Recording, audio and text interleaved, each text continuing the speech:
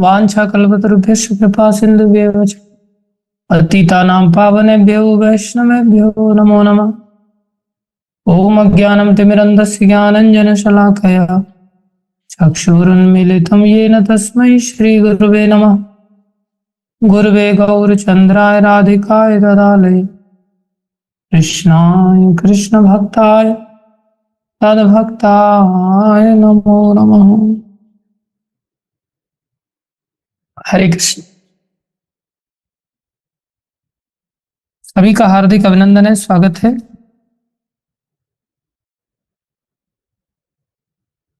भगवान श्री कृष्ण गुह्यतम ज्ञान देते हुए सभी को आदेश दे रहे हैं, सर्वधर्मान् परित्यज्य माम एकम शरणं व्रज अहम त्वाम सर्व पापेभ्यो मोक्षयिष्यामि मा शुचि।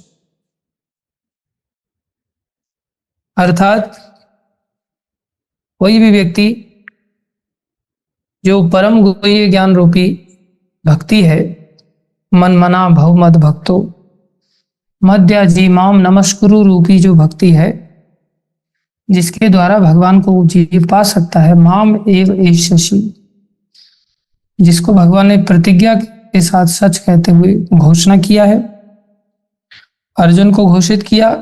अर्जुन के साथ साथ हम सभी भगवान के प्रिय हैं, भगवान हमारे लिए भी घोषणा कर रहे हैं।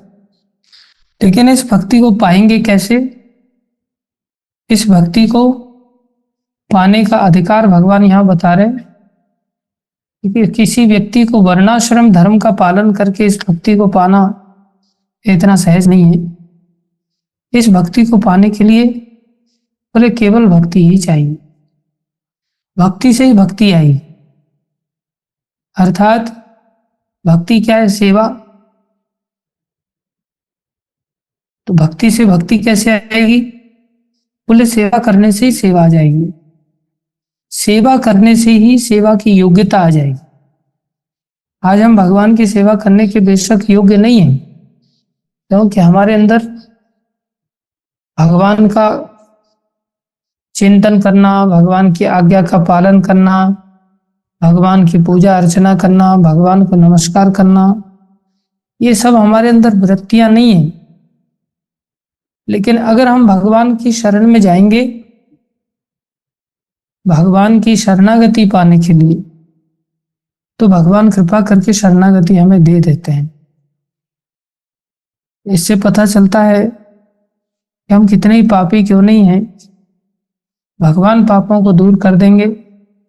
अन्य धर्मों को भगवान ने साइड में करने के लिए कह दिया कि अन्य धर्मों को छोड़ करके मेरी शरण में आओ। अन्य धर्म बहुत ज्यादा उपयोगी होते तो भगवान छोड़ने के लिए नहीं कहते। भगवान ने एकमात्र धर्म की शिक्षा दिया, वो है शरणागति का धर्म। शरणागति के धर्म को ही भक्ति कहते हैं। तो भक्ति से ही भक्ति आती है। प्रभुपाद जी तात्पर्य में क्या कह रहे हैं, यहाँ पर थोड़ा सा ध्यान से हम श्रवण करें। भगवान ने अनेक प्रकार के ज्ञान तथा धर्म की विधियां बताई, परम ब्रह्म का ज्ञान, परमात्मा का ज्ञान, अनेक प्रकार के आश्रमों का तथा वर्णों का ज्ञान, जैसे सन्यास का ज्ञान जिसमें बताया था अनासक्ति होना चाहिए, इंद्रिय तथा मन का संयम होना चाहिए, ध्यान आदि का ज्ञान बताया था। उन्होंने अनेक प्रकार से नाना प्रकार के धर्मों का वर्णन किया था। अब भगवत गीता का सार प्रस्तुत करते हुए भगवान क्या कह रहे हैं, हे अर्जुन, अभी तक बताई गई सारी विधियों का परित्याग करके देखो भगवान ही कह रहे हैं मेरे द्वारा ही बताई गई हैं विधियां, उनका तुम परित्याग कर दो, अब केवल मेरी शरण में आओ। इस शरणागति से वह समस्त पापों से बच जाएगा, क्योंकि भगवान स्वयं उसकी रक्षा का वचन दे रहे हैं। ये शरणागति सबसे बड़ी बात है। भगवान क्या कह रहे हैं प्रभुपाद जी आगे 7वें अध्याय में ये कहा गया था कि वही कृष्ण की पूजा कर सकता है जो सारे पापों से मुक्त हो गया हो, जो हम कल चर्चा कर रहे थे। इस प्रकार कोई यह सोच सकता है कि समस्त पापों से मुक्त हुए बिना कोई शरणागति नहीं पा सकता। जब पाप नष्ट ही नहीं हुए तो भक्ति करने के लिए मतलब शुरुआत तो शरणागति से होती है, तो शरणागति कैसे लेगा कोई व्यक्ति? प्रभुपाद जी लिख रहे, ऐसे संदेह के लिए यहाँ यह कहा गया है कि कोई समस्त पापों से मुक्त ना भी हो तो केवल श्री कृष्ण के शरणागत होने पर स्वतः मुक्त कर दिया जाता है। ये वचन है भगवान का, तो क्या टेंशन लेना। पापों से मुक्त होने के लिए कठोर प्रयास करने की आवश्यकता नहीं है। हम कल बता रहे थे कि पापों के प्रायश्चित बहुत कठोर कठोर शास्त्रों में वर्णन किए हैं।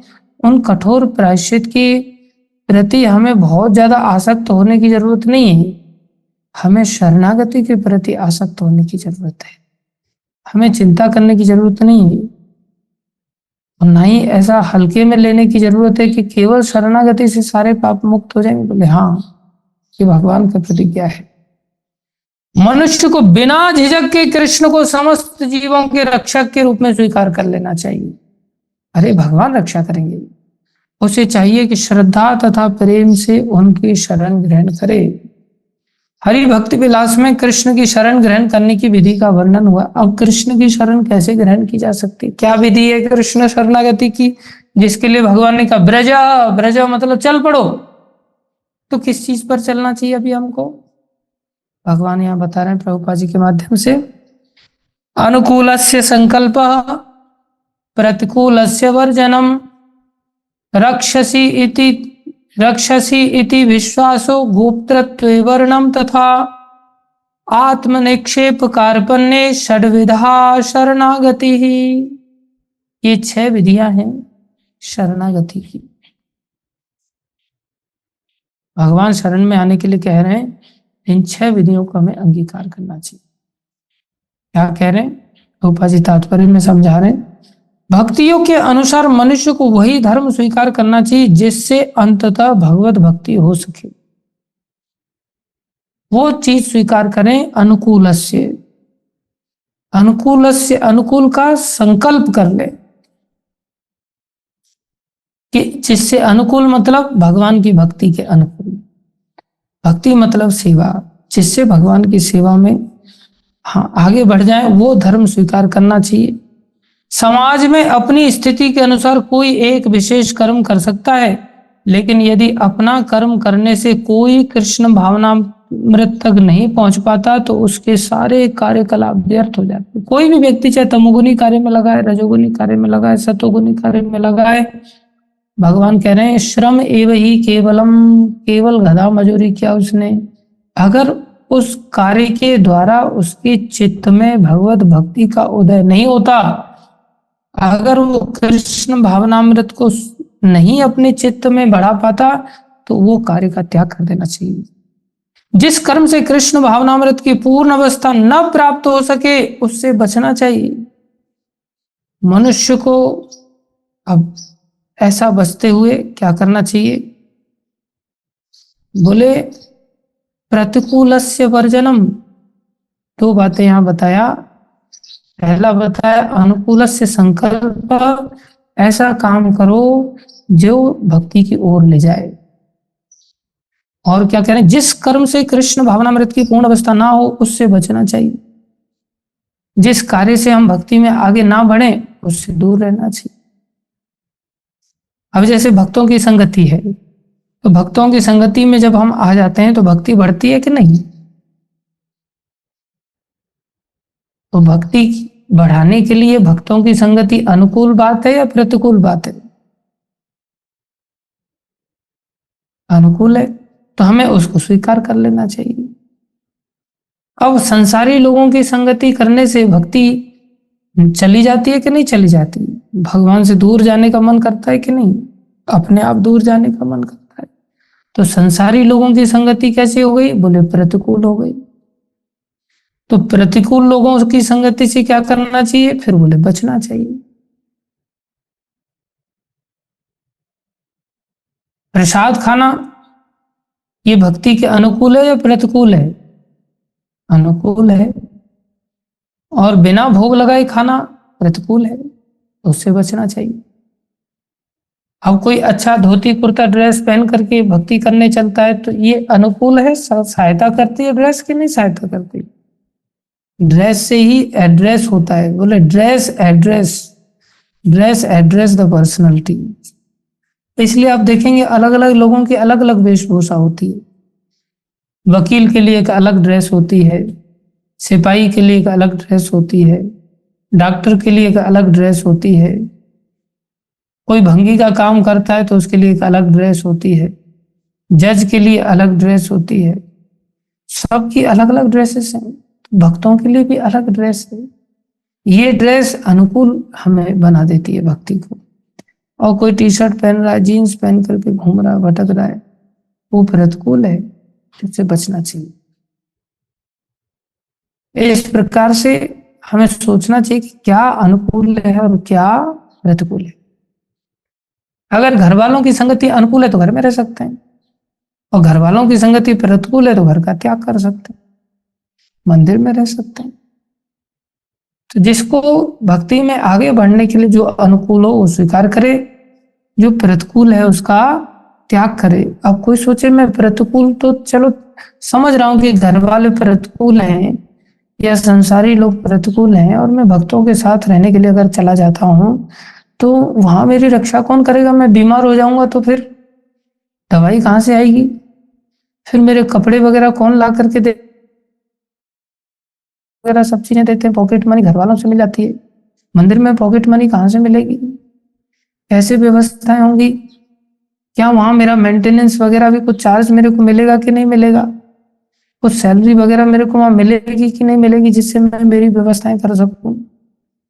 बोले नहीं, ये शरणागति नहीं है अगर तुम ऐसा सोच रहे हो। शरणागति क्या है? रक्षसी इति विश्वासो, कृष्ण मेरी रक्षा करेंगे। बोले ये तीसरी भावना है। पहला, मुझे जो भी अनुकूल है स्वीकार करना है, और जो भी प्रतिकूल है फिर चाहे घर के ही सदस्य क्यों नहीं उसका त्याग कर देना।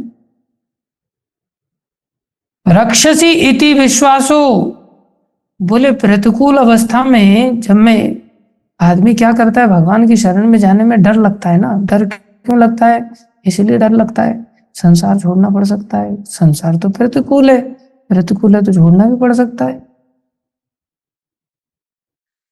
अगर शरणागति के मार्ग पर आगे चलना है, और शरणागति के 6 लक्षण हैं, 6 लक्षण में सबसे पहला तो ये है कि अनुकूल, जैसे सुबह उठना, अनुकूल है प्रतिकूल है?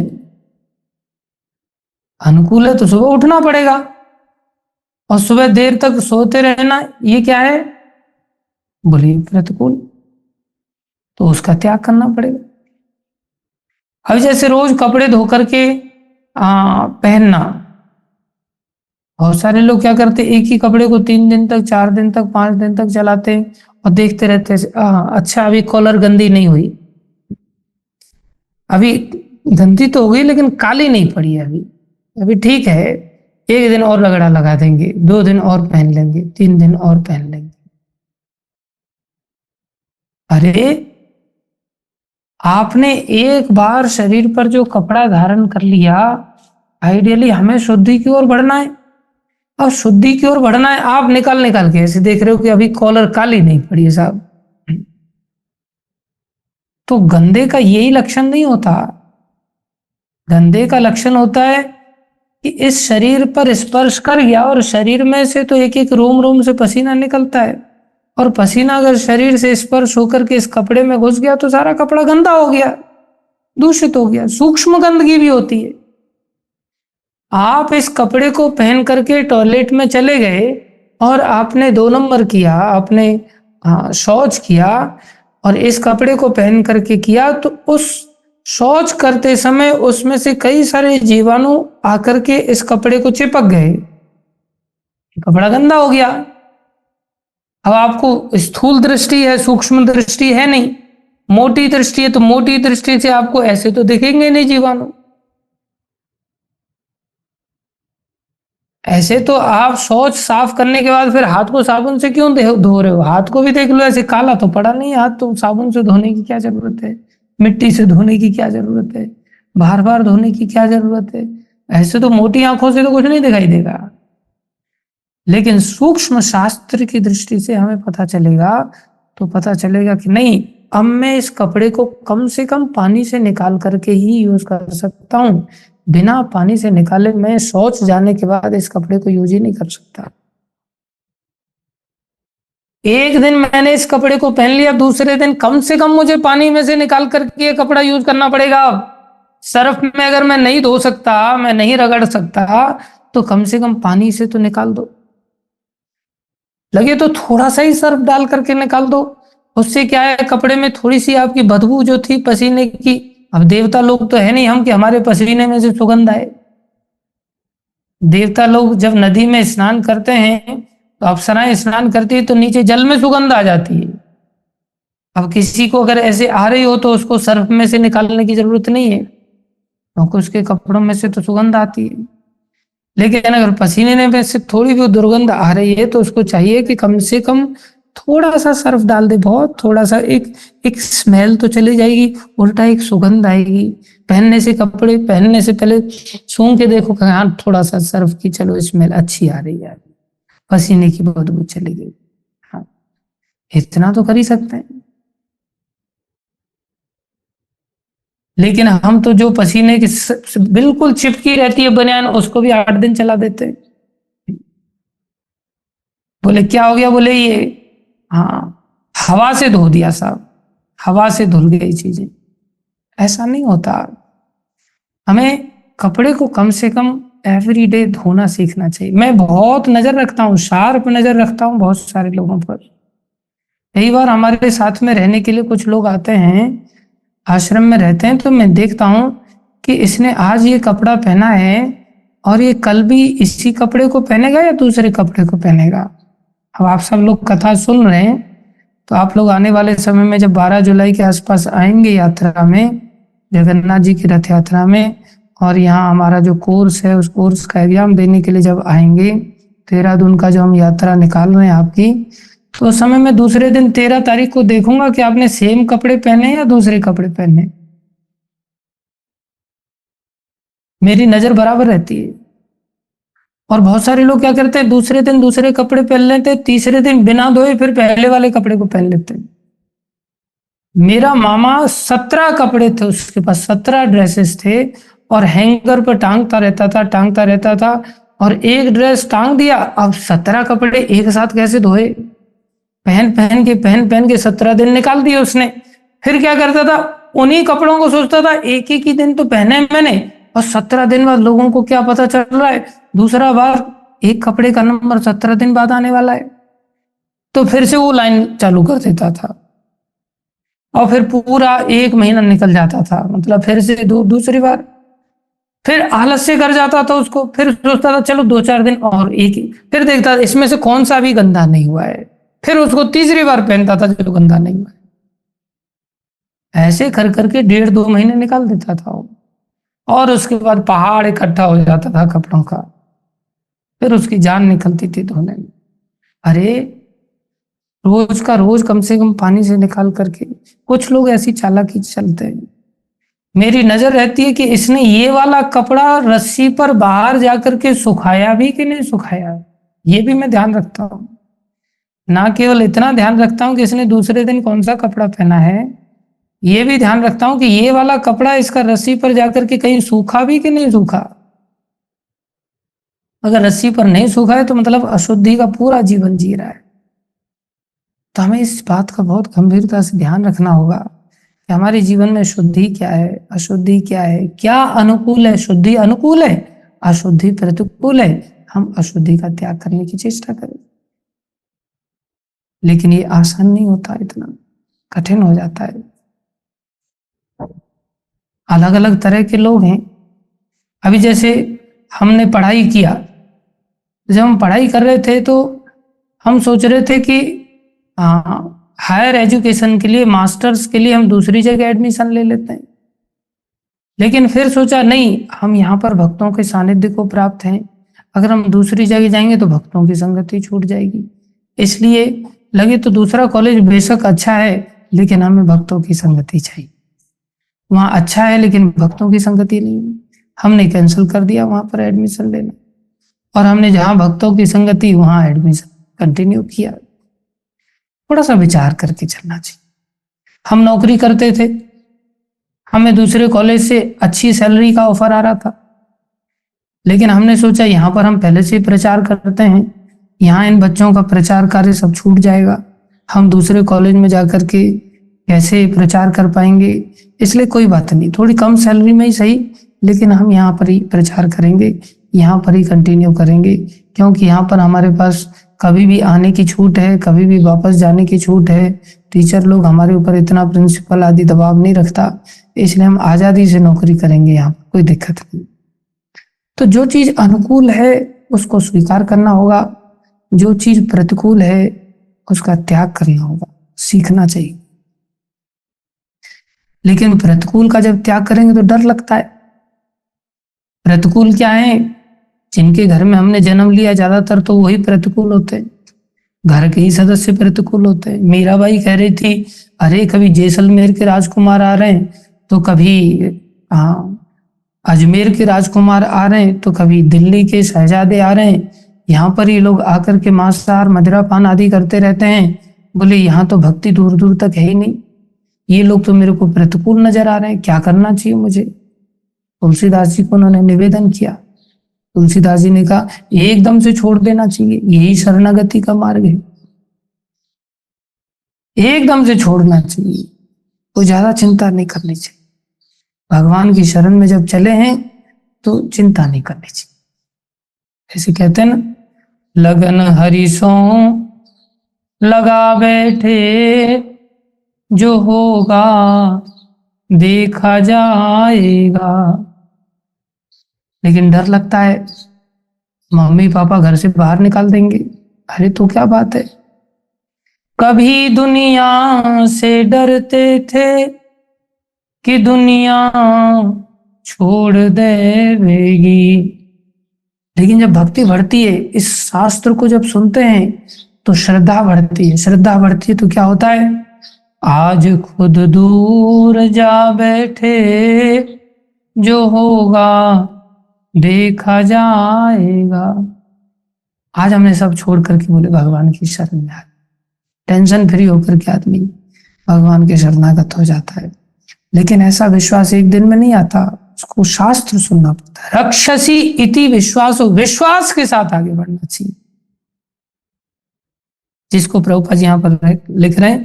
मनुष्य को विश्वास होना चाहिए कि कृष्ण समस्त परिस्थितियों में उसकी सभी कठिनाइयों से रक्षा करेंगे। उसके कपड़ा नहीं तो कपड़ा भी देंगे, दवाई नहीं तो दवाई भी देंगे, उसको रहने के लिए मकान दुकान नहीं तो मकान दुकान भी देंगे, खाने के लिए रोटी पानी चाहिए तो रोटी पानी भी देंगे। जिन चीजों से उसकी रक्षा होने वाली उस सारी रक्षाओं की आवश्यकता की पूर्ति भगवान श्री कृष्ण करेंगे। विश्वास होना चाहिए, ये नहीं सोचना चाहिए वहां पैसा मिलेगा कि नहीं मिलेगा।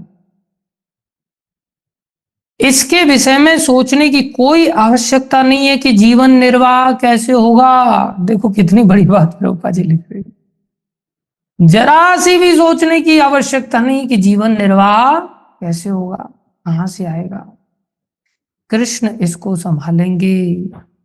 मनुष्य को चाहिए को अपने आप को निस्सहाय माने और अपनी जीवन की प्रगति के लिए कृष्ण को ही अवलंब समझे, कृष्ण को ही अवलंब समझे। अर्थात गोपतृत्व वरण, गोपतृत्व वरण मतलब भगवान श्री कृष्ण जो कि गोप बालक भी हैं, बोले उनका ही वरण करे। कृष्ण को अवलंब, कृष्ण के सहारे को छोड़ करके और किसी को सहारा नहीं मानना चाहिए। न पिता को, न माता को, न भाई को, न बंधु को, न राजा को, न रानी को, किसी को संसार में सहारा नहीं मानना चाहिए। आगे क्या कह रहे हैं, बोले पूर्ण कृष्ण भावना भावित होकर भगवत भक्ति में प्रवृत्त होते ही वह प्रकृति के समस्त कलमश से मुक्त हो जाता है। ध्यान दें, आत्मनिक्षेप, आत्मनिक्षेप मतलब आत्मसमर्पण पांचवी विधि है। पहली विधि क्या थी, अनुकूल को स्वीकार करना। दूसरी विधि क्या है, प्रतिकूल का त्याग करना। तीसरी विधि क्या है, बिना चिंता के कृष्ण रक्षा करेंगे ऐसा विश्वास करना। चौथा विधि क्या है, बोले कृष्ण को ही चुनूंगा मैं और किसी का वरण नहीं करूंगा। जैसे अर्जुन ने किसी भी विकट परिस्थिति में जब महाभारत के युद्ध की ठन गई तो किसका चुनाव किया, नारायणी सेना का चुनाव किया क्या मजबूरी में? बोले पहले की बात अलग थी, पहले तो आप मेरे सखा थे, लेकिन अब तो युद्ध की स्थिति है, युद्ध की परिस्थिति में मैं अब नारायणी सेना का वर्ण कर लेता हूं। बोले नहीं, किसी भी परिस्थिति में कृष्ण का ही वर्ण किया, कृष्ण का ही आश्रय लिया। एक बालक, उसने अपने जीवन को, कॉलेज में मेरा जूनियर था, वो पढ़ाता था, टीचर बन गया था, तो भक्ति में आ गया। तो एक दिन आश्रम में आया तो थोड़े दिन व्यतीत किए उसने छुट्टी की। तो मैं बोला यार छोड़ो संसार, अब कब तक तुम गधा मजूरी करता रहेगा। आखिर में उसने बोला प्रभु जी रेजिग्नेशन कैसे दूं? मैं बोला ऑनलाइन दे दो, यहीं से व्हाट्सएप पर मैसेज कर दो, या यहीं से मैसेज दे करके तुम रेजिग्नेशन दे दो। बोले सैलरी मेरी 1-2 महीने की मैं ले नहीं पाया, निकाल नहीं पाया। मतलब बाद में कभी अकाउंट से निकाल लेना, जब आना जाना होगा मेरे साथ चलना, मैं निकलवा दूंगा, अभी छोड़ दो। तो उसने ट्रेन में ही उसने रेजिग्नेशन का मैसेज दे दिया प्रिंसिपल को, और उसने रिजाइन कर दिया। अब रिजाइन कर दिया, सब कुछ ठीक ठाक था, मंदिर में आकर के रहने लग गया। 6-8 महीने, 1 साल बीत गया मंदिर में रहते रहते। 1 साल बाद पता चला उसके पिताजी को के बारे में कि उसके पिताजी की तबीयत बहुत खराब हो गई और हॉस्पिटल में एडमिट हो गए। हालांकि हॉस्पिटल का सारा खर्चा उसके पिताजी की जिस कंपनी में वो काम करते थे सब कंपनी वाले करने वाले थे, और उसका एक भाई भी था, वो भाई उसका देख रेख कर रहा था, उसकी माँ भी देख रेख कर रही थी। तो मेरे को कहता प्रभु जी क्या करूं? मैं लग क्या करूं, ना तो तुम डॉक्टर हो कि जाकर के तुम इलाज कर पाएगा, ना तुम्हारे पास पैसा है कि तुम जाकर के पैसा दे देगा, और ना ही तुम भगवान हो कि किसी भी परिस्थिति से तुम निकाल करके बाहर ले आओगे। लेकिन तुम भगवान का वर्ण अगर करते हो, भगवान का भजन करते हो, तो भजन की शक्ति से तुम्हारे पिताजी की अवश्य रक्षा हो सकती है। इसलिए तुम निश्चिंत होकर के भगवान का भजन करो, चिंता मत करो, विश्वास करो, भगवान उनकी रक्षा करे। आखिर में 1-2 दिन तो उसने निकाल दिए बड़ी मुश्किल से। उसके बाद फिर टेंशन हो गया, प्रभु जी मेरे पिताजी से बहुत आसक्ति है और वो किसी भी हालत में मुझे उनको बचाना है। मैं बोला बचाना है तो अच्छी बात है, एक काम करो तुम पिताजी को यहीं पर ले आओ, मैं तुम्हारे लिए फ्लाइट की टिकट निकाल देता हूँ, तुम जाओ, जाकर के पिताजी को यहीं ले आओ, यहीं से लगे तो हम इलाज कराएंगे, लेकिन मंदिर को मत छोड़ो। आखिर में बोले ठीक है प्रभु जी जैसा भी होगा मैं बताता हूँ आपको। चला गया घर पे, और घर पे चला गया, वहां से उसने बेचारे ने टिकट निकाला भी, लेकिन रास्ते में ट्रैफिक इतना जाम हो गया कि एयरपोर्ट पहुंच ही नहीं पाया। अब एयरपोर्ट पहुंच नहीं पाया तो टिकट कैंसिल हो गई उसकी, दोबारा में टिकट निकाल नहीं पाया, एडमिट करने पड़ गए पिताजी। अब कुछ भी नहीं कर पा रहा था, आखिर में पिताजी का शरीर छूट गया, नहीं बचा पाया। तो संसार में हमारी कोई सामर्थ्य नहीं है किसी भी परिस्थिति से, लेकिन हम क्या करते हैं, न घर के रहे न घाट के, इधर भगवान को छोड़ देते संसार के चलते, और संसार हमें छोड़ के चला जाता है, तो फिर धोबी के कुत्ते बन करके रह जाते, इधर से उधर भटकते भटकते। बस ऐसा नहीं जीवन को जीना चाहिए। हर स्थिति में गुरु साधु शास्त्र की बात स्वीकार करनी चाहिए, समझना चाहिए, उनकी बात माननी चाहिए, और गोप्तृत्व वर्ण भगवान का ही वर्ण करना सीखना चाहिए। हमारे हाथ में कुछ नहीं है। माँ की गोद में से काल खींच करके ले जाता है और माँ देखती रह जाती, छोटे बच्चे की भी माँ रक्षा नहीं कर पाती। इसलिए यहाँ कह रहे हैं, बोले पूर्ण कृष्ण भावना भावित होकर रक्षसी इति विश्वासो, फिर गोप्तृत्व वर्ण अर्थात भगवान का ही वर्ण करेंगे। चौथी बात, 5वीं बात, आत्मनिक्षेप। आत्मनिक्षेप मतलब आत्मा का पूरी तरह से समर्पित कर देना, इसको कहते हैं कृष्ण भावनामृत होकर भावित होकर भगवत भक्ति में प्रवृत्त होते ही वह प्रकृति के समस्त कल्मश से मुक्त हो जाता है। क्या कह रहे हैं, धर्म की विधियां, विविध विधियां हैं और ज्ञान ध्यान योग आदि जैसे शुद्ध करने वाले अनुष्ठान हैं, लेकिन जो कृष्ण के शरणागत हो जाता है उसे इतने सारे अनुष्ठानों के पालन की आवश्यकता नहीं रह जाती। कृष्ण की शरण में जाने मात्र से वह व्यर्थ समय गंवाने से बच जाएगा। इस प्रकार वह तुरंत सारी उन्नति कर सकता है और समस्त पापों से मुक्त हो जाता है। ये विशेष बात है। छठवां है कार्पण्य। कार्पण्य मतलब विनम्रता, दीनता, अपने आप को कमजोर समझते हुए शरणागति को स्वीकार करना, ये छठवां विषय है। देखो भगवान कितने दयालु हैं। अगर ये 6 सब्जेक्ट्स हैं समझ लो भगवान की भक्ति में पास होने के लिए।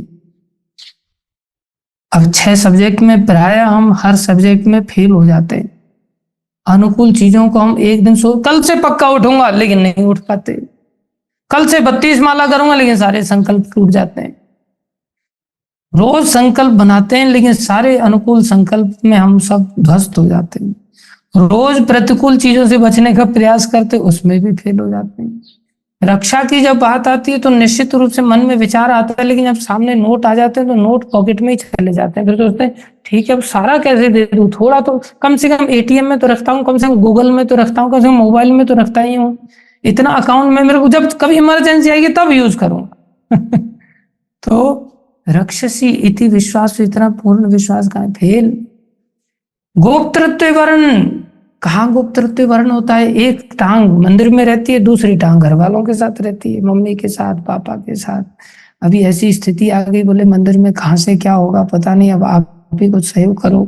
इस प्रकार से आदमी संसार का वर्ण छोड़ता नहीं, आसानी से फेल हो जाते। आत्मनिक्षेप पूर्ण समर्पण कौन करता है?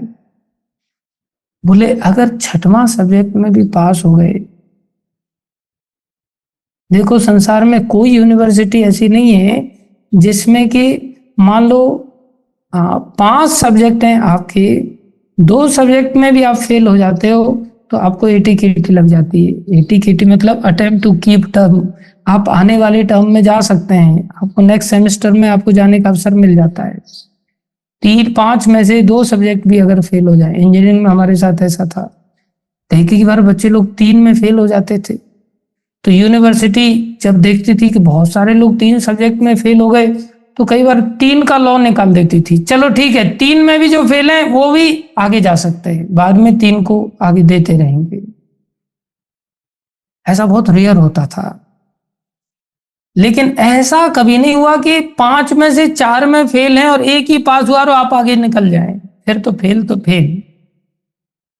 लेकिन भगवत भक्ति का ऐसा मार्ग है कि इसमें अगर आपके अंदर विनम्रता आ गई, अगर आपके अंदर दीनता आ गई, बोले दीनता में अगर पास हो गए और बाकी सब में अगर फेल भी हो गए ना तो वो भी आपको भगवान पास कर देते।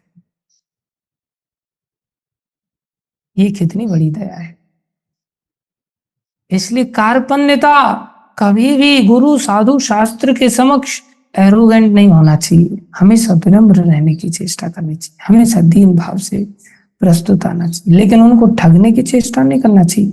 ये नहीं प्रभु जी आप ठीक कह रहे हैं, प्रभु जी मैं शरणागत होना ही चाहता हूं, आप शरणागति की बात कर रहे हैं। अरे अपनी असहाय अवस्था तो व्यक्त कर नहीं रहे हो आप उनको चीट करना। आप एक बार दीक्षा दिला दो बस, मैं विनम्र हूं ना, मैं पूरी तरह से आप जैसा कहेंगे वैसे, ठीक है भाई मुंडन कर दे, हाँ प्रभु जी मैं तैयार हूं मुंडन करने के लिए। एक भक्त को बोल के भैया इसका मुंडन कर देना, वो भक्त बेचारा ढूंढ रहा, उसको गायब हो गया वो। बोले प्रभु जी वो तो गायब ही हो गया सीधा। अब खोजते रहे उसको, फोन पे फोन करते रहे, उल्लू बना करके चला गया वो। आप लोगों के साथ वो कथा सुन रहा है, अब नाम नहीं बताऊंगा मैं, नहीं तो बेचारा पता नहीं कल से फिर कथा सुनने के लिए आ पाएगा कि नहीं आ पाएगा, क्योंकि विनम्र व्यक्ति तो सब चीजों को सहन कर लेता, अपमान आदि को। हम सब विनम्र नहीं होते तो हमसे अपमान सहन नहीं होता, अपमान जब हो जाता है तो हम कथा ही सुनना बंद कर देते हैं। हमारी सब विकट परिस्थिति है। तो ये विनम्रता नहीं कि बस ऊपर ऊपर से दंडवत कर रहे हैं, ऊपर ऊपर से हरे कृष्णा बोल रहे हैं और अंदर से आज्ञा पालन की कोई वृत्ति नहीं है, ये विनम्रता नहीं है। ध्यान दें। तो भगवान की शरणागति से तुरंत पापों से मुक्त। श्री कृष्ण की सुंदर छवि के प्रति मनुष्य को आकृष्ट होना चाहिए। उनका नाम देखो, प्रभुपाद जी कैसी बड़ी बात कह रहे हैं, उनका नाम कृष्ण इसीलिए पड़ा क्योंकि वे सर्वाकर्षक हैं। अब देखो संसार में लोग आकर्षक होते हैं, क्यों आकर्षक होते हैं? उनके अंदर कुछ न कुछ विशेषताएं पाई जाती हैं। अभी जैसे हमारे वीरेंद्र प्रभु हैं, ये आकर्षित करते हैं, इनका नाम वैष्णव सेवा नाम पड़ गया है। क्यों आकर्षित करते हैं? क्योंकि अच्छे पढ़े लिखे हैं, सीनियर साइंटिस्ट बन गए, डीआरडीओ में काम करते हैं, तो पता चलता अच्छा डीआरडीओ में काम करते हैं, तो आकर्षित कर लेते हैं। जैसे हमारे नरसिंह प्रभु हैं, ये आकर्षक हैं। क्यों आकर्षित कर लेते हैं अपनी ओर? क्योंकि बढ़िया चीला बनाते हैं, बढ़िया, हाँ, बाजरे की रोटी बहुत बढ़िया बनाते हैं, और कई कई तरीके के आइटम बनाते हैं, आकर्षित कर लेते हैं अपनी ओर। सबकी अपनी अपनी योग्यता है। अभी जैसे, हाँ, मैं भी आकर्षित कर लेता हूँ लोगों को। क्यों? क्योंकि मैं सुंदर हूँ शरीर से। देख रहे हैं आप मैं कितना सुंदर हूँ? आपको तो बोल नहीं सकता कि ये सुंदर है, ये आकर्षित करता है। मैं सोचा मैं ही अपने बारे में बोलता हूँ। तो कोई सुंदरता से आकर्षित करता है, तो कोई पढ़ाई लिखाई से आकर्षित करता है, तो कोई खाना बनाने से आकर्षित करता है। तो सबके अंदर अपनी अपनी, कोई धनवान है वो पैसे से आकर्षित कर लेता है। तो सबकी अपनी अपनी क्षमता है। जैसे राजकिशोर पांडे प्रभु हैं, ये रिटायर्ड आईएएस अधिकारी हैं, तो ये अपनी और अपनी पढ़ाई लिखाई से, अपनी पोजीशन से आकर्षित कर लेते हैं। लेकिन हम सबके अंदर थोड़े थोड़े गुण हैं जो यूनिक लोगों को आकर्षित कर लेते हैं। भोजन वाला नरसिंह प्रभु की ओर आकर्षित होगा, पढ़ाई लिखाई डीआरडीओ वाला वैष्णव सेवा प्रभु की ओर आकर्षित होगा, जो सुंदरता का भूखा वो मेरी ओर आकर्षित हो जाएगा, क्योंकि आकर्षण है। ऐसे ही जो पैसे वाला है वो राजकिशोर प्रभु की ओर आकर्षित हो जाएगा। सबके अपने अपने आकर्षण है, लेकिन कोई सर्वाकर्षक नहीं। सर्वाकर्षक उसको कहते हैं जो सबको आकर्षित कर ले। सर्वाकर्षक तो केवल और केवल भगवान श्री कृष्ण है। क्या कह रहे हैं यहाँ पर? जो व्यक्ति कृष्ण की सुंदर सर्वशक्तिमान छवि से आकृष्ट होता है वह भाग्यशाली है। आध्यात्मवादी बड़े भाग्यशाली कोई कोई होता है जो कृष्ण की ओर हर तरह से आकर्षित हो जाता है। अध्यात्मवादी कई प्रकार के होते हैं, कुछ निर्गुण ब्रह्म के प्रति आकृष्ट होते हैं, कुछ परमात्मा के प्रति, लेकिन जो भगवान के साकार रूप के प्रति आकृष्ट होता है, और इससे भी बढ़कर जो साक्षात भगवान कृष्ण के प्रति आकृष्ट होता है।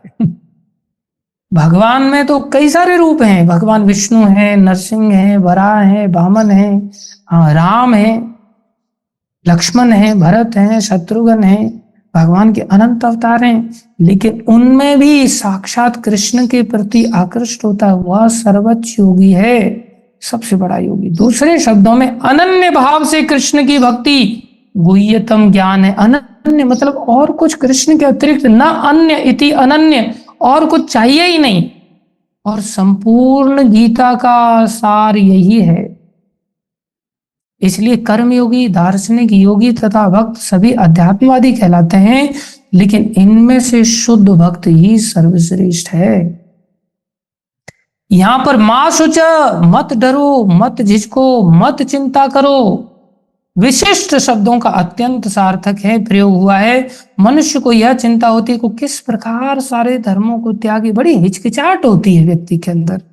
बोले एकमात्र श्री कृष्ण की शरण में जाए, लेकिन ऐसी चिंता व्यर्थ है। फालतू में हम सोचते हैं माँ का क्या होगा, पिताजी का क्या होगा, दादी का क्या होगा, दादाजी का क्या होगा, अरे इस मकान का क्या होगा। प्रभु जी आप कह रहे हो, ठीक है, एक परिवार उसने हमें कई सालों तक पीछे पड़े, प्रभु जी हमारे यहाँ कथा कर दो, हम सब छोड़ के आ जाएंगे। कथा कर दिया हमने कई सालों के बाद उनके यहाँ पर जाकर के, और छोड़ के आ भी गए। थोड़े समय बाद फिर चिंता सताने, प्रभु जी हमारे मकान का क्या होगा। और कोई इतना बड़ा मकान नहीं है कि उसमें 10 मंजिल का मकान हो, छोटा सा मकान को लेकर के इतनी चिंता सताई, इतनी चिंता सताई, इतनी चिंता सताई, आखिर में वो मकान में घुस ही गए। अब जैसे उस मकान से कभी निकलेंगे ही नहीं, काल तो आके निकाल के फेंक देगा, फिर मकान का क्या होगा। इसलिए व्यर्थ की चिंताएं, फालतू की चिंताएं, इन चिंताओं में नहीं डूबना चाहिए। शरणागति छूट गई भाई तो कितना बड़ा घाटा होगा इसका हम अनुमान नहीं लगा सकते। इसलिए हमें भाग्य से हमें ये सीखने चाहिए और याद रखना चाहिए, हम भक्ति करने की इच्छा मात्र से ही भगवान हमें कृपा करके योग्यता देंगे। इच्छा मात्र से हम सोचें तो सही मुझे भक्त बनना है, बस ईमानदारी से ऐसी इच्छा करने की चेष्टा करें। तो इस प्रकार से भगवान का ये सर्वोत्कृष्ट यहाँ पर आश्वासन है। पहले तो भगवान ने आदेश ही दिया और इस श्लोक में भगवान ने कहा तुम्हारे जीवन में धर्म जैसी बाधाओं को भी छोड़ दो और तुम चिंता मत करो, घबराओ मत, झिझको मत, डरो मत। इसका अगर आप इंग्लिश ट्रांसलेशन पढ़ेंगे तो इंग्लिश ट्रांसलेशन में प्रभुपाद जी लिखते हैं समस्त प्रकार के धर्मों का परित्याग करो और मेरी शरण में आओ। जैसे यहां कह रहे हैं इंग्लिश ट्रांसलेशन में प्रभुपाद जी कहते हैं just surrender on to me. वहां प्रभुपाद जी ट्रांसलेशन में जस्ट शब्द का उपयोग करते हैं। जैसे हम लोग कहते हैं just do it, and many times they just do that, और जस्ट डू दैट करने के पश्चात they just suffer for that also. कष्ट भी उठाना पड़ता है उन सब जस्ट डू इट कंसेप्ट के कारण। बोले जस्ट डू इट करना है तो केवल एक काम है, वो है just surrender on to me. अगर कुछ तुरंत कोई करना चाहता है, किसी में अगर तुरंत कुछ करने की बहुत ललक है तो बस एक काम कर दो, just surrender on to me. भगवान प्रभुपाद जी के माध्यम से देखो भगवान कह रहे हैं, अब भगवान जो कह रहे हैं उसमें जस्ट शब्द कहीं नहीं आता। किसी शब्द का अगर ट्रांसलेशन के रूप में, मीनिंग के रूप में अगर आप देखेंगे तो सर्वधर्मान परित्यज्य, यहां पर कहीं भी जस्ट शब्द नहीं है। सर्व मतलब ऑल, धर्मान मतलब धर्मों को, लेकिन वहां जस्ट परित्यज्य मतलब छोड़ देना लिखा है, लेकिन जस्ट नहीं लिखा है। प्रभुपाद जी ने जस्ट अपनी ओर से डाला है। क्यों? भगवान आश्वासन दे रहे हैं चिंता मत करो, क्योंकि चिंता के कारण तुम डिले कर रहे हो, सोच में पड़ गए हो, करूं सरेंडर नहीं करूं, करूं नहीं करूं, करूं नहीं करूं। अभी तो मेरा सीए कंप्लीट होने वाला है, घर वालों ने मेरे को इतना पढ़ा लिखा करके सीए कंप्लीट कराया और मैं ही अकेला कमाने वाला हूं, और मैं यहाँ हरे कृष्णा वालों के चक्कर में आ गया हूं, और हरे कृष्णा वाले प्रभु जी ने मेरे को बता दिया, यहाँ तक श्लोक तक पहुंच गया हूं। जस्ट सरेंडर, जस्ट करूं या 1 साल बाद करूं, कमा करके थोड़ा सा पहले घर वालों को दे दूं, सेटल कर दूं, क्या करूं, 4 साल बाद करता हूं। एक काम करते, शादी करने के बाद घर वालों की इच्छा पूरी, चिंता सताती है, अनेकों चिंताओं में आदमी घिरा रहता है। अरे भगवान कह रहे हैं चिंता मत करो, जस्ट सरेंडर, जस्ट सरेंडर कर दो। इस भावना को भगवान की प्रभुपाद जैसे संत समझते हैं, क्योंकि वो भगवान के नजदीक रहते हैं। नजदीक रहने के कारण प्रभुपाद जी ने ये शब्द अपनी ओर से ऐड कर दिया, और ये ऐड करने के पश्चात ये कार्यात्मक करके भी दिखा दिया। खाली ऐसा नहीं कि ऐड कर दिया और कोई व्यक्ति आए प्रभु जी में, प्रभुपाद में शरणागत हो जाऊं, प्रभुपाद कहते तुरंत हो जाओ। ये नहीं कहते थे तू पहले पैसा तक कमा करके मेरे को दे दे और तेरा पेंशन के अमाउंट की जैसा फिक्स कर दे, जैसे कि तेरा हर महीने का खर्चा निकलता रहे, तब सरेंडर करना मंदिर में। नहीं, प्रभुपाद तुरंत शरणागति करा लेते थे। इस प्रकार से हमें प्रभुपाद जी ने शिक्षा दिया है कि हमें शरणागति के धर्म को अपना करके, गीता का यही सार है, जीवन को सफल बनाना चाहिए। Thank you very much for your patience hearing. 7:30 तक ही आज हम खत्म करने वाले थे, लेकिन थोड़ा सा डिले हो गया। एनीवे अभी भी 15 मिनट हैं आपके लिए, आप कोई भी प्रश्न कर सकते हैं। आज से हम थोड़ा क्वेश्चन आंसर सेशन भी लेंगे इस हफ्ते पूरा। तो किसी का कोई क्वेश्चन है, जिन लोगों ने बहुत लंबे समय से प्रश्न करने की इच्छा थी लेकिन पूछ नहीं पाए क्योंकि टाइम ही नहीं मिल पाता था, आज आपके लिए 15 मिनट का समय है, पूछ सकते हैं प्रश्न।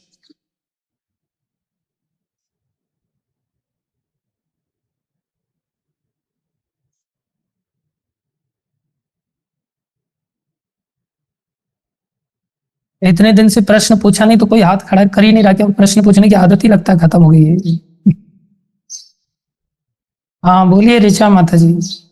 Just surrender on to me, बोलिए ऑन टू मी मतलब मेरे को नहीं, कृष्ण को। हाँ हरे कृष्णा प्रभु जी, धन्यवाद प्रणाम प्रभु जी। हाँ धन्यवाद प्रणाम।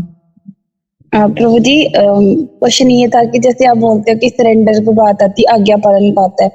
प्रभु जी कभी कभार ना ऐसा होता है कि जैसे गुरु महाराज जी हैं या आप भी बोलते हो, तो हमारे में ना हिम्मत नहीं होती, तो हम जाके क्वेश्चन ही नहीं पूछते या आपसे पूछते नहीं हमें क्या करना चाहिए। तो मुझे ना एक बार किसी भक्त ने बोला था ये डुप्लीसिटी होती है, हम जान के ही नहीं जाते भक्तों के पास, हमें पूछना चाहिए। तो मुझे इस डुप्लीसिटी को कैसे खत्म कर सकते हैं? और कभी कभी इच्छा तो होती है पर वो सामर्थ्य ही नहीं होता कि हम वो कर पाए, तो उसके लिए भी हम क्या कर सकते हैं कि वो थोड़ी अंदर पावर आए? मतलब मुझे हिम्मत ही नहीं बढ़ती आगे बढ़ने की, मतलब ऐसा देख लेते हैं या ऐसा पुराने संस्कार ही हमारे अंदर इतने होते हैं, तो उस चीज को हम कैसे खत्म कर सकते हैं? हम्म।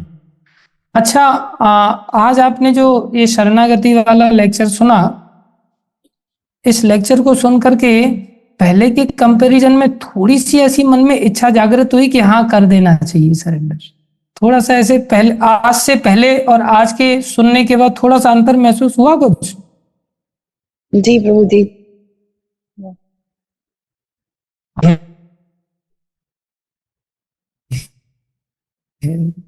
जब तक हमने इस कथा को नहीं सुना था तो हमें विश्वास के साथ, बड़ी ताकत के साथ कोई व्यक्ति सुनाता है, कुछ बोलता है, कुछ खींचता है, तो फिर अब जैसे मैं कहूं, अच्छा प्रभुपा जी कह रहे हैं शरणागत हो जाओ, और प्रभुपा जी कह रहे हैं just surrender on to me, बस ऐसे ही। अब मैं ऐसे हल्का हल्का बोलूंगा तो किसी के अंदर ये बात ऐसी लगेगी कि हाँ पढ़ी जा रही है, बोली नहीं जा रही। मैं just surrender on to me जैसे ही चिल्लाऊंगा तो एकदम से मन शांत हो जाएगा हमारा, जो मन कई संकल्प विकल्प दे रहा था हमें, और जब चिल्ला करके बोला कितना देर लगाएगा, एकदम से जब चिल्लाएगा कोई व्यक्ति, दूसरा व्यक्ति विश्वास के साथ बोल रहा है, तो मन कहेगा ठीक है प्रभु जी चिल्लाओ मत, मैं सरेंडर करने के लिए तैयार हूं। एक तो डर, ऐसे डर बैठेगा, दूसरा एक विश्वास बोल रहा है, उसके अंदर जो आवाज की जो ताकत है ना, वो उसका विश्वास है, उसका अनुभव है, समझ रहे हो? तो ऐसे भक्तों के सानिध्य में हमारी हिम्मत नहीं होती तो हिम्मत पैदा हो जाती है। जैसे प्रभुपाद जी भक्ति सिद्धांत महाराज से मिलने के लिए, जाने के लिए तैयार नहीं थे, लेकिन उनके मित्र उनको पकड़ के, अरे चलो तो सही यार, मैं तुम्हें ऐसे अच्छे साधु से मिलाऊंगा, आज तक तुमने बहुत सारे साधु देखे होंगे, ऐसा साधु नहीं देखा हो, चलो मैं मिलाता हूँ, लेकर के चल पड़े हो। तो भक्तों के सानिध्य में और भक्तों से हमें इन हरि कथाओं को, भगवान के वचनों को, भगवान की प्रतिज्ञा को लॉजिकली, इस मन को लॉजिकली घेरना होता है। सारा खेल इस मन का है, तो मन को दोनों ओर से घेरना चाहिए। नीचे मन के इंद्रियां हैं, तो इंद्रियों से मन को घेरना चाहिए, इंद्रियों को छूट नहीं देनी चाहिए, इंद्रियों को सेवा में लगाना चाहिए। ऊपर से भी मन को घेरना चाहिए। ऊपर से कैसे घेर सकते हैं? बुद्धि से। जब ऊपर से बुद्धि से हम इन शास्त्रों को सुनते हैं और नीचे से इंद्रियों से हम एंगेज रखते हैं, तो फिर मन बीच में चेकमेट हो जाता है, फिर मन में हिम्मत नहीं हो, ऐसा कैसे हो सकता है? करना पड़ेगा। मान लो पिताजी भी झाड़ लगा रहे हैं, माँ भी झाड़ लगे, पढ़ो पढ़ो पढ़ो पढ़ो, एकदम से बच्चा क्या करेगा बेचारा? पढ़ने के लिए मजबूरी में किताब खोल के बैठेगा ही ना फिर। ऐसे ही ऊपर नीचे दोनों तरफ से इस मन को घेरना चाहिए, जो भक्तों के सानिध्य में हम कर पाते हैं। तो ये एसोसिएशन ही है कुल मिलाकर के, प्रत्यक्ष अप्रत्यक्ष जैसे तैसे करके हमें एसोसिएशन एवरीडे बेस पर करनी चाहिए। धीरे धीरे एक दिन ऐसा हो जाएगा। जी प्रभु जी। और प्रभु जी एक छोटा सा प्रश्न और है। हाँ प्रभु जी, मैंने ना मतलब जैसे कभी कभार जैसे कोई वैष्णव या गुरुजन ही हमें कोई उपदेश दे देते हैं, तो मतलब कभी कभार ना हम ऑन दी स्पॉट उस चीज को पूरा नहीं कर पाते, तो मतलब टाइम लगाते हैं। तो जब हम टाइम लगाते हैं तो मन थोड़ा ढीठ हो जाता है। तो भक्तों के द्वारा ये भी समझाया जाता है कि जैसे प्रभुपाद जी को भी उनके गुरु महाराज जी ने बोला था कि आप वेस्टर्न कंट्रीज में जाके प्रचार करो, तो कहते उन्होंने भी थोड़ा टाइम लिया था, पर उन्हें अंदर ये चीज रखी थी और वो थोड़े टाइम के बाद आए थे। तो प्रभु जी ये चीज ना जब हम सुनते हैं ना, तो पता नहीं मोटिवेशन आता है कि डीमोटिवेशन आता है। हम इस चीज को कैसे ले सकते हैं कि अगर हमें गुरुजन कुछ तो हम इसको कैसे करें? तो इसको ऐसे लेना चाहिए, देखो जो जैसा होता है उस तरह से शिक्षा देता है।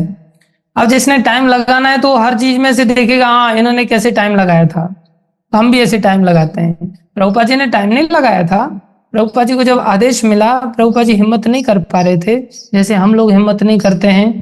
प्रभुपाद जी एक साधारण व्यक्ति का एक आदर्श अदा कर रहे हैं।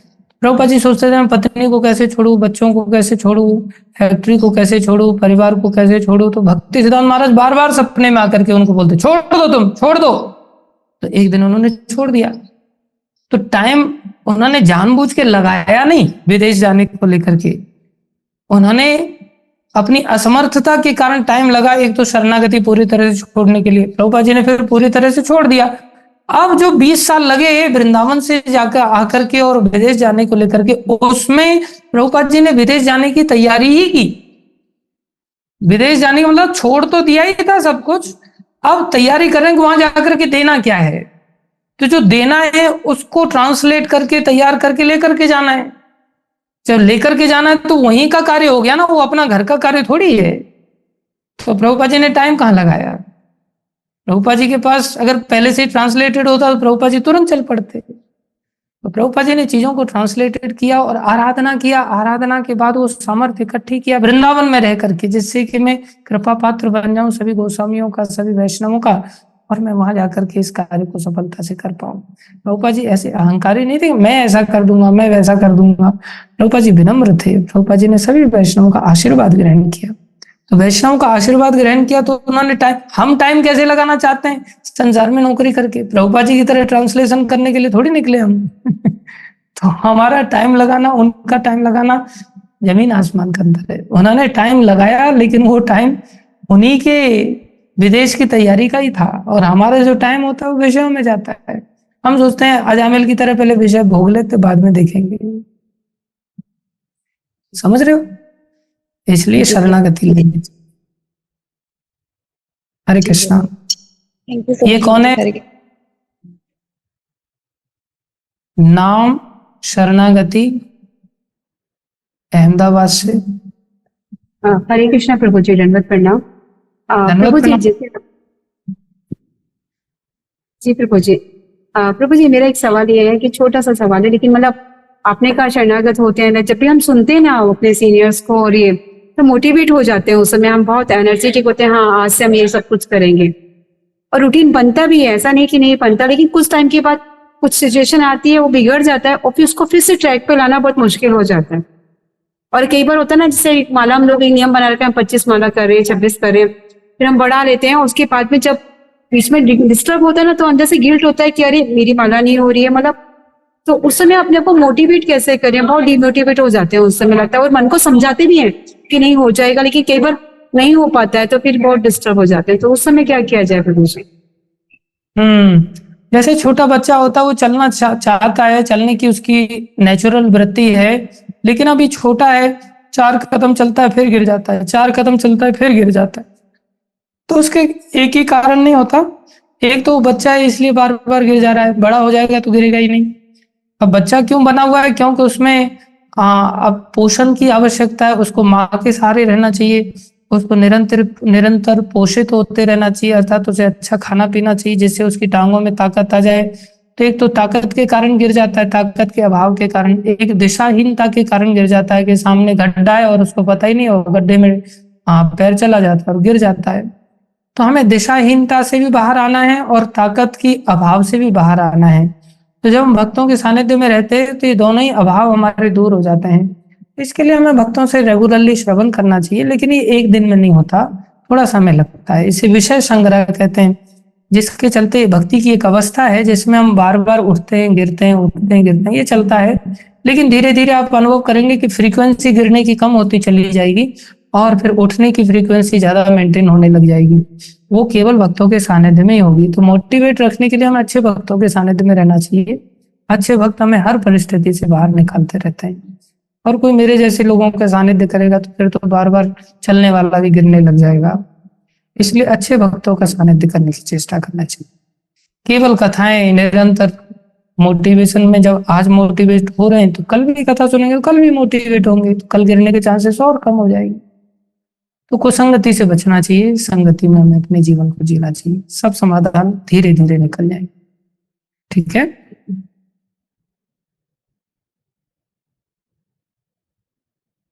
और कोई प्रश्न है किसी का? यस वसुधा माता सॉरी प्रभु जी, जैसे आपने कहा जैसे कि हम अहमदाबाद में हमारा डिवोटी संघ अच्छा है। अभी जैसे कि हमें फैमिली मेंबर से तो मिलना ही पड़ता है ना। अभी जैसे वेकेशन हुआ मेरा, तो मेरी मम्मी का ट्रीटमेंट हुआ था, तो हम वहां गए और वहां जाते तो उनका रंग आ जाता है हमको। हम अपना रखते हैं, लेकिन अब उनके साथ रह रहे कि हम लोग वैसे ही हो जाते हैं। कई बार ऐसा लगता है कि मतलब नहीं मिलना चाहिए लोग, लेकिन उनको छोड़ भी नहीं सकते हैं हम लोग, कि अगर बीमार होते हैं तो हमको उनका ध्यान रखना ही पड़ता है। तो फैमिली इन्वायरमेंट ऐसा हो जाता है कि हम लोग वो कहते हैं ना, नहीं संग कर पाते, ऐसा ज्यादा कि संग में नहीं कर पाते, तो उस समय फिर मुश्किल हो जाता है प्रभु जी उस समय। सही बात है ना।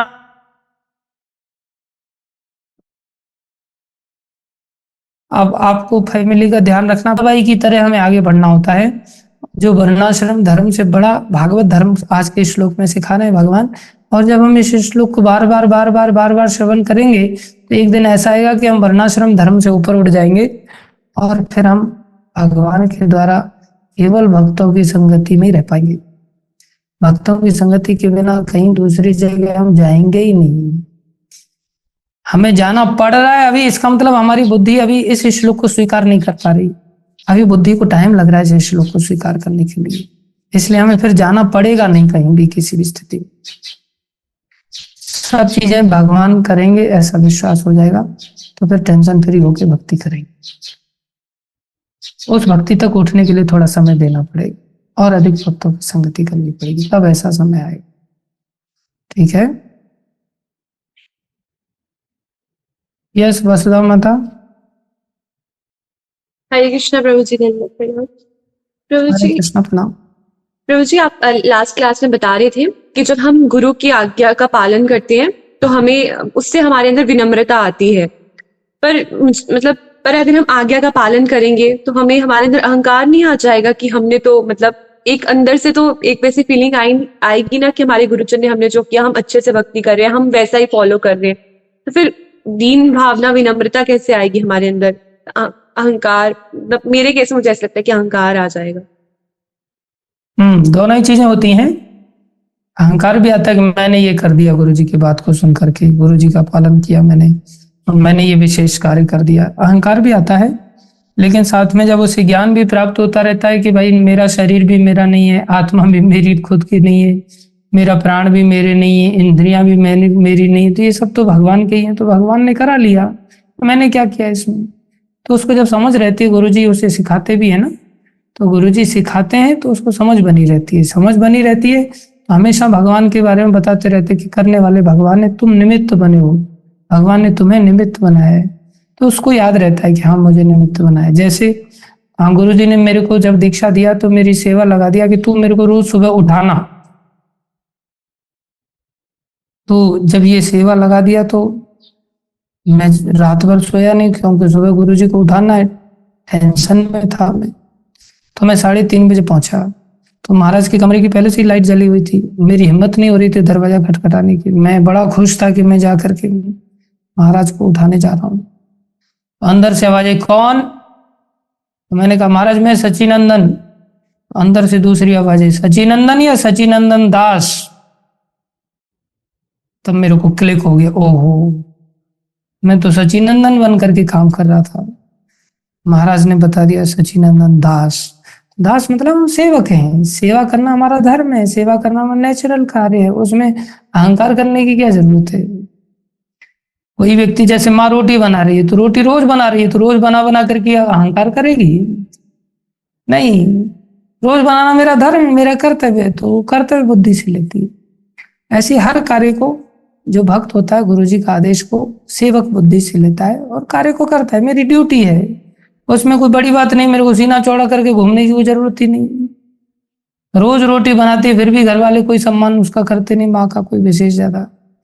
और माँ ऐसा नहीं सोचती कि मेरा सम्मान नहीं होगा तो कल से खा लेना, मेरे से पनपति बनाऊंगी। अब ऐसा नहीं कहती माँ। माँ कहती है कोई मेरा अपमान करे सम्मान करे, रोटी बनाना मेरा काम है, मेरे को करना है, दैट्स ऑल।